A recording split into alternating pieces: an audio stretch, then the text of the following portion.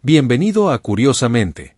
Imagina por un momento que gran parte de lo que crees saber sobre el órgano que estás usando ahora mismo para escucharme, pensar y quizá dudar, resulta ser mentira. Sí, mentira. No una mentirita inocente como solo veré un capítulo más, sino mitos gigantes que Hollywood, algunos profesores desactualizados y uno que otro documental dramático nos repitieron durante décadas. El cerebro, ese órgano arrugado que parece una nuez extremadamente ambiciosa, ha sido víctima de rumores científicos, exageraciones cinematográficas y teorías populares que suenan increíbles, pero que la ciencia ya desmintió. Hoy vamos a hacer algo parecido a reiniciar tu computadora mental, pero sin apagarla ni perder los archivos importantes, porque revisaremos 10 mentiras sobre el cerebro que la ciencia enterró hace tiempo. Y quédate hasta el final, porque el mito número 1 es tan profundo que probablemente cambiará la forma en que ves tu propia inteligencia, tu memoria y quizá hasta tus excusas. Comencemos con uno de los clásicos más famosos, el famoso mito de que solo usamos el 10% de nuestro cerebro, una idea tan popular que parece tener membresía vitalicia. Según este mito, el 90% restante del cerebro estaría básicamente de vacaciones permanentes, como si millones de neuronas hubieran decidido jubilarse anticipadamente sin avisarle a nadie. Pero la realidad científica es mucho menos dramática y mucho más interesante. Usamos prácticamente todo el cerebro, incluso cuando dormimos, soñamos, o cuando abrimos el refrigerador sin recordar que buscábamos. Para entenderlo mejor, imagina un equipo de fútbol en pleno partido, donde no todos los jugadores corren al mismo tiempo hacia el balón, pero todos siguen participando. Mientras uno corre, otro se posiciona, otro defiende y otro grita instrucciones que nadie escucha, pero todos siguen cumpliendo una función importante dentro del mismo juego. El cerebro funciona de forma parecida, diferentes regiones se activan según la tarea, pero eso no significa que el resto esté apagado viendo televisión neuronal. Los escáneres cerebrales modernos muestran actividad distribuida constantemente, como una ciudad llena de luces encendidas en distintos barrios dependiendo de la hora del día. Así que no tienes un 90% de cerebro esperando desbloquearse como si fuera contenido secreto de un videojuego de ciencia ficción. Pasemos al siguiente mito famoso, el de las personas de cerebro izquierdo y las personas de cerebro derecho, una etiqueta que muchos usan para describir su personalidad. La versión popular dice que si eres lógico, matemático y organizado, entonces tu hemisferio izquierdo manda, mientras que si eres creativo, artístico y caótico, gobierna el derecho. Suena bonito, simple y fácil de explicar en una infografía colorida de Internet, pero el cerebro humano no es tan simple como dividirlo en dos equipos rivales. La neurociencia moderna muestra que ambos hemisferios están conectados por enormes autopistas neuronales que intercambian información constantemente, como dos vecinos que se piden azúcar todos los días. Cuando dibujas, calculas, hablas, escribes o resuelves un problema, ambos lados del cerebro trabajan juntos en una cooperación tan intensa que parecería una reunión familiar. Así que decir soy de cerebro derecho porque soy creativo es científicamente tan preciso como decir soy de estómago izquierdo porque me gusta la pizza. Ahora hablemos de otro mito fascinante, la idea de que el tamaño del cerebro determina automáticamente qué tan inteligente es una persona. Durante mucho tiempo se pensó que un cerebro más grande equivalía a mayor inteligencia, como si el cerebro fuera un disco duro donde más espacio significara automáticamente más capacidad.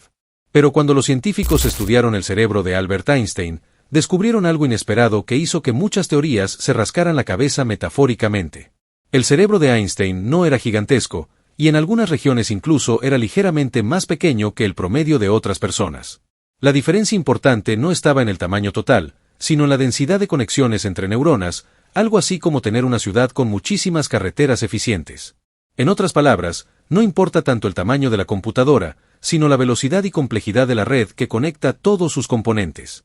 Las sinapsis, que son las conexiones entre neuronas, forman redes increíblemente complejas que permiten procesar información, aprender cosas nuevas y recordar dónde dejaste las llaves.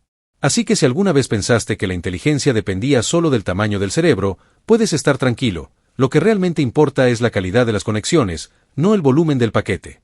Entramos ahora al segundo bloque de mitos, los relacionados con el mantenimiento del cerebro, esas frases que seguramente escuchaste alguna vez y que suenan muy científicas aunque no siempre lo sean. Uno de los más repetidos durante décadas fue la famosa afirmación de que las neuronas no se regeneran, como si el cerebro fuera un recurso limitado que se gasta lentamente. Esta idea generó mucho dramatismo científico, porque implicaba que cada error, cada fiesta larga o cada noche sin dormir estaba eliminando neuronas para siempre. Sin embargo, la ciencia moderna descubrió algo sorprendente que cambió completamente esta historia. El cerebro sí puede crear nuevas neuronas, incluso en etapas avanzadas de la vida. Este proceso se llama neurogénesis, un nombre que suena complicado, pero que básicamente significa que el cerebro sigue fabricando nuevas células nerviosas. Una de las regiones donde ocurre este fenómeno es el hipocampo, una estructura cerebral fundamental para la memoria, el aprendizaje y para recordar dónde dejaste el celular hace 5 minutos. Incluso en personas mayores, el hipocampo puede seguir generando neuronas nuevas, lo que demuestra que el cerebro es mucho más dinámico y adaptable de lo que se pensaba. Eso no significa que debamos descuidarlo, claro, porque el ejercicio, el sueño, la alimentación y el aprendizaje continuo ayudan muchísimo a que este proceso funcione mejor. Ahora pasemos a otro mito bastante popular, especialmente en conversaciones después de una fiesta, la idea de que el alcohol mata neuronas inmediatamente. Muchos crecimos escuchando frases dramáticas como cada copa mata miles de neuronas, lo cual hacía que el cerebro pareciera un campo de batalla microscópico. La realidad es un poco diferente y, aunque no convierte el alcohol en algo saludable, se aclara qué es lo que realmente ocurre en el cerebro. El alcohol afecta principalmente las conexiones entre neuronas, especialmente estructuras llamadas dendritas, que son como pequeñas ramas encargadas de transmitir información. Cuando estas conexiones se ven afectadas, la comunicación entre neuronas se vuelve menos eficiente, lo que explica por qué el pensamiento se vuelve más lento o torpe. Por eso alguien puede olvidar lo que estaba diciendo a mitad de una frase, o pensar que bailar en una mesa es una excelente decisión estratégica. Sin embargo, en la mayoría de los casos el alcohol no destruye neuronas instantáneamente, el daño serio aparece principalmente con consumo extremo y crónico durante largos periodos. Así que el problema real no es una neurona cayendo dramáticamente al suelo con cada sorbo, sino el deterioro gradual de las redes que permiten que el cerebro funcione correctamente. Pasemos ahora a un mito curioso que probablemente nunca cuestionaste, la idea de que el cerebro humano es gris. La imagen típica que vemos en libros, laboratorios o series médicas muestra un cerebro grisáceo, casi como una piedra biológica llena de arrugas. Pero en realidad, cuando el cerebro está vivo dentro del cuerpo humano, su apariencia es bastante distinta y mucho más colorida. Un cerebro vivo tiene un tono rosado, ligeramente brillante y pulsante debido al flujo constante de sangre que lo alimenta. Este flujo sanguíneo es vital porque transporta oxígeno y nutrientes que permiten a las neuronas seguir enviando señales eléctricas a velocidades impresionantes. El color gris aparece principalmente cuando el cerebro se conserva en sustancias químicas como el formaldehído, algo común en estudios anatómicos. Es decir, el cerebro gris que solemos ver es más bien el resultado de procesos de conservación, no su apariencia real mientras está funcionando. En otras palabras, tu cerebro ahora mismo es más parecido a una masa rosada llena de actividad eléctrica que a una piedra gris silenciosa. Y si pudiera hablar, probablemente estaría diciendo algo como gracias por mantenerme alimentado, hidratado y ocasionalmente entretenido con cosas interesantes. Con esto cerramos el bloque de mitos de mantenimiento, donde descubrimos que el cerebro se renueva, que el alcohol afecta conexiones más que neuronas y que en realidad no es gris. Ahora nos dirigimos al tercer bloque, donde aparecen algunos de los mitos más populares sobre aprendizaje, inteligencia y desarrollo mental que circulan en escuelas, internet y conversaciones cotidianas. Comencemos este bloque con uno de los mitos más elegantes de la historia de la ciencia popular, el famoso efecto Mozart, que prometía convertir bebés en genios musicales. Durante años, muchas personas creyeron que poner música clásica, especialmente composiciones de Mozart, podía aumentar la inteligencia de los bebés como si fuera una especie de suplemento intelectual sonoro. La idea se volvió tan popular que algunos padres comenzaron a llenar las habitaciones infantiles con sinfonías, esperando que cada nota activara neuronas prodigiosas en desarrollo. La realidad científica, sin embargo, es bastante más moderada y menos mágica, aunque igual de interesante para comprender cómo funciona realmente el aprendizaje. Escuchar música puede mejorar el estado de ánimo, estimular la atención e incluso ayudar a desarrollar sensibilidad auditiva, lo cual ya es bastante bueno.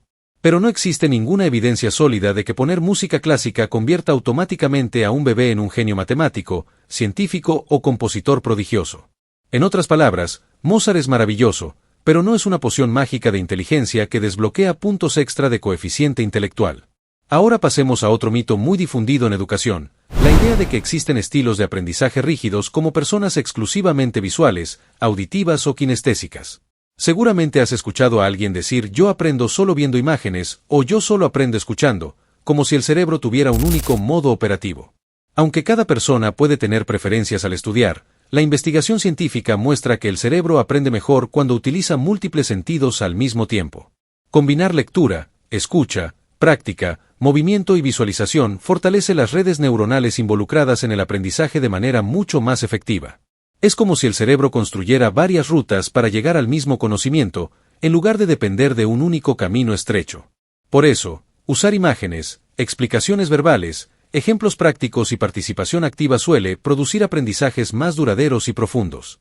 Así que no, tu cerebro no es exclusivamente visual ni exclusivamente auditivo, en realidad es más parecido a un equipo multitarea extremadamente adaptable. Llegamos ahora a otro mito interesante relacionado con nuestros sentidos, la creencia de que los seres humanos solo tenemos 5 sentidos. Vista, oído, gusto, olfato y tacto son los más conocidos, y durante siglos se enseñaron como si fueran los únicos canales sensoriales del cerebro. Pero la neurociencia moderna ha descubierto que nuestro cerebro procesa muchos más tipos de información sensorial de lo que se pensaba originalmente. Uno de ellos es la propiocepción, que es la capacidad de saber dónde están las partes de tu cuerpo incluso cuando no las estás mirando. Gracias a este sentido, puedes tocar tu nariz con los ojos cerrados o caminar sin tener que observar cada movimiento de tus pies. También existe la termocepción, que permite detectar cambios de temperatura, así como otros sistemas que perciben equilibrio, presión interna y posición corporal. En total, el cerebro humano puede procesar más de 20 tipos distintos de señales sensoriales provenientes del cuerpo y del entorno. Y finalmente llegamos al mito maestro, uno de los más profundos y persistentes, la idea de que el cerebro funciona exactamente como una computadora. Esta comparación puede ser útil para explicar algunas funciones, pero también crea una imagen equivocada sobre cómo almacenamos y recordamos la información. A diferencia de un disco duro que guarda archivos idénticos cada vez que los abres, el cerebro reconstruye los recuerdos cada vez que los evocamos. Eso significa que tu memoria no es una cámara de video perfecta, sino más bien una historia que el cerebro vuelve a ensamblar usando fragmentos de información.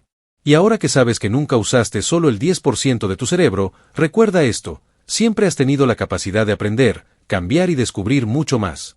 ¿Cuál de estos mitos te sorprendió más? Déjamelo en los comentarios. Y si quieres seguir descubriendo mentiras que todos creen, tienes que ver este otro video sobre mitos del cuerpo humano. Suscríbete para más dosis de realidad.